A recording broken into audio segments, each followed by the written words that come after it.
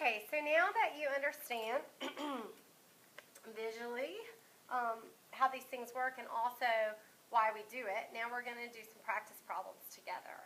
So on the right side of your interactive student notebook, go ahead and put a number 1, and we're going to walk through the first problem together. I'm going to have them on dry erase boards just so you can see better, but you can work them out right here. So here is the first one, and as you can see, it's 3/4 plus 2/4, which is very similar to what we just did. But let's take a look and see what we would do. We have some answer choices. Some of you might quickly think, oh, it's 5/4 because 3 plus 2 is 5. But wait a second, I don't see any answer choice. Hopefully your eyes would not go right to answer choice C, which is 4/5, just flipping it around. Hopefully you would realize that you would have to then make the improper fraction into a mixed number. So let's take a look at that. 3 plus 2 is 5. We keep the denominators the same, and so it is 5/4. But let's look and see if we can convert 5/4 into a mixed number.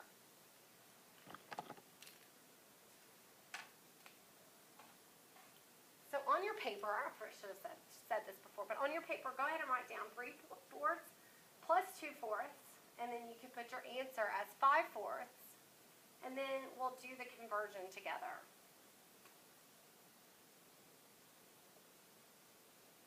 So 5/4, remember what we do, we put the numerator in the house. Because we want to know how many times does 4 go into 5. How many times does 4 go into 5? It goes into it 1 time. 1 times 4. And we're left with a remainder of 1, which in the past we've said, oh, it's 1 remainder 1, but now we're looking at it in as a fraction or as a mixed number. And so this would be, we have 1 left over, and we keep our denominator the same, which is 4. So it's 1 1/4. So which answer choice would it be? Of course, it would be answer choice D. All right, so now let's try one with subtraction. I'm going to erase the board. Found my eraser. All right, I'm going to erase the board, and we have another one, and this time it's 2/3 minus 2 and 1/3 minus 2/3. And if you'll go ahead and take a moment to write that down. And you may say, whoa, I don't even know, how am I supposed to do this? Hopefully you don't say, I'm going to just subtract the 1 from the 2 instead of converting it. What do you think you have to do here? Well, hopefully you said that you would have to change the mixed number into an improper fraction first. So let's go ahead and try and do that. On your paper,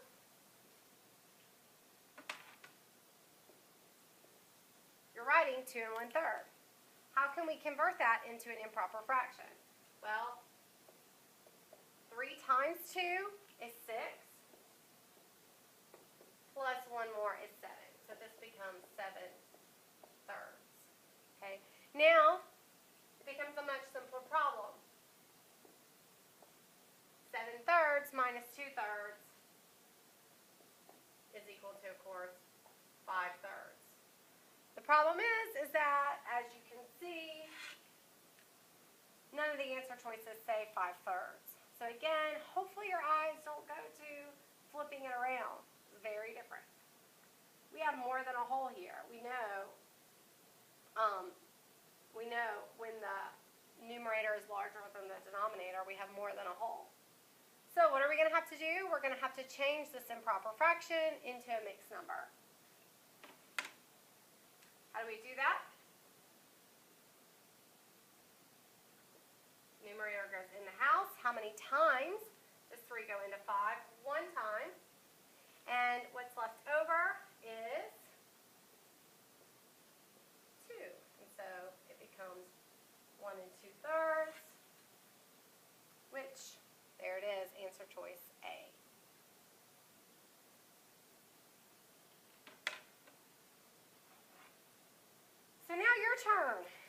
get to try this one by yourself. So go ahead and write it down. 2 4/5 plus 3 5. Plus 3/5. Go ahead and write that down and try and find the answer. You can pause the video on this frame so you'll have a chance to write it down, choose your answer, and then press play when you're ready to go over the answer together.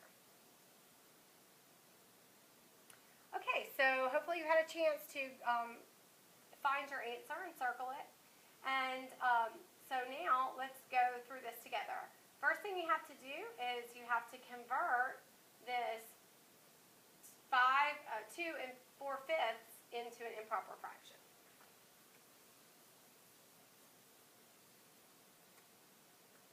So 2 4/5 as an improper fraction, 2 times 5 is 10, plus 4 more equals 14/5.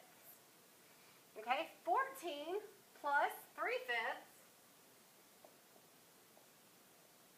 of course, is 17/5. But we don't see that as an answer choice, so we have to, as you can see, it's not an answer choice, so we have to convert back into a mixed number. 17, which is the numerator, goes in the house. 5 goes into 17 3 times. There's 2 left over. And it's 3 wholes and 2/3, which, what did I do? Oh, sorry. Hopefully you caught me. That our denominator is not thirds, it's fifths. All right, you got to be very careful. 3 wholes and 2/5. We see that as answer choice B. Hopefully you did a better job on that than I did. All right, let's try one more. A subtraction one by yourself this time. So on this one, we have 3 2/5 minus 1 4/5. Again, pause it right here while you have a chance to work it out. Okay, hopefully you've had a chance to work it out and select your answer choice. So let's see what we would have to do. We have 3 2/5 minus 1 4/5. We're going to change both of those into improper fractions and then make the subtraction easier.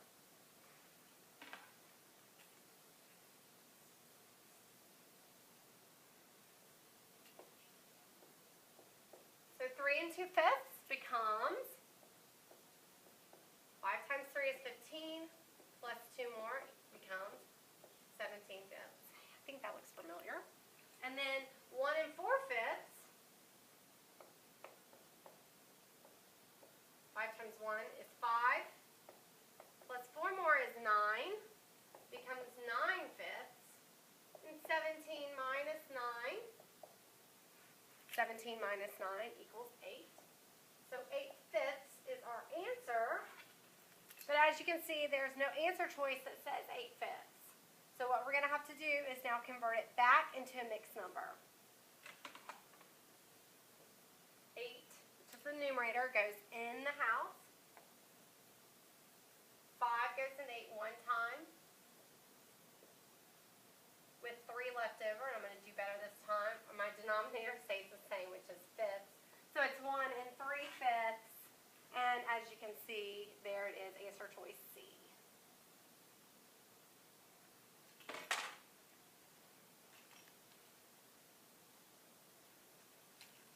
I thought it had turned off, but it didn't. So I have one more that we're going to do together, and this is the trickiest of them all. So on this one, we're actually going to work on together. So on this one, we have 5 wholes, and then we're taking away 3 1/4. And the reason this is tricky is because a lot of people say, well, I don't know how to convert something that doesn't have a fraction with it. I don't know how to convert that into an improper fraction. Well, what you have to think about is this is 5 wholes. And we want to have the same denominator. So we could put our denominator as 4ths, because that's what we're going to be subtracting from. So you have to think 4/4 would be 1 whole. That means 8/4 would be 2 wholes. But how many wholes do we need here? Yeah, you're right. We need 5 wholes. So how can we do that? How can we figure out how many fourths 5 wholes would be? Well, one way to do that is to count it by 4s. 4/4, 8/4, 12/4, 16/4, and 20/4. So we can change this into 20/4.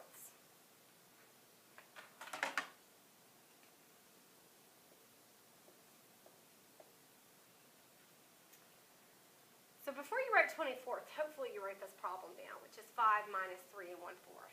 If you didn't, go ahead and pause and write that down now. Okay, so now that you have 5 wholes is equal to 20/4, now we need to convert this 3 1/4 into an improper fraction that we can work with.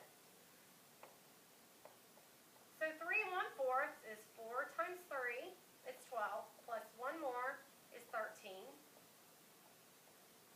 So now we simply have 20/4 minus 13/4, which of course is 7/4. But again, that's not one of my answer choices. And so, hopefully I put, oh, there it is. Just making sure I put the answer right. 7/4. So, we're going to put the 7 in the house, the numerator. 4 goes into 7 one time. We have a remainder of 3, and so it becomes 1 3/4. And so there you see it's answer choice B. Okay, so hopefully you learned how converting between improper fractions and mixed numbers can help you when you're adding and subtracting fractions and mixed numbers. I hope you enjoyed it, and you're going to do some more practice problems a little later.